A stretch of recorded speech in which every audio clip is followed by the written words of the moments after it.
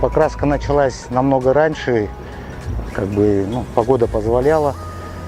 Где-то с числа 2-3 мая начали работать. В планах разметка дорог будет везде или как? Да, везде полностью. Весь город всегда полностью красим, не на 1, на 2, 3, 4 раза красим. Это вот первый слой положили, потом еще приедем, будем красить. Сейчас какие районы уже покрашены, какие стоят? Сейчас стараемся то, что красим не ночью, днем, движение большое, Портовская, Автодорожная, Покровский тракт. Центр пока еще не начинали, ночью будем красить. Потеплеет, когда уже асфальт прогреется, краска будет сохнуть быстрее.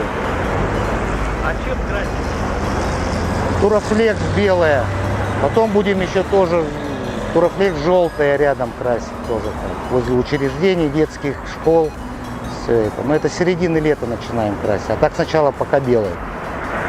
А есть какое-то обращение к водителям, когда они вас видят, чтобы они не нервничали? Как вы считаете? Что мы можем сказать? Мы работаем, просто делаем свое дело.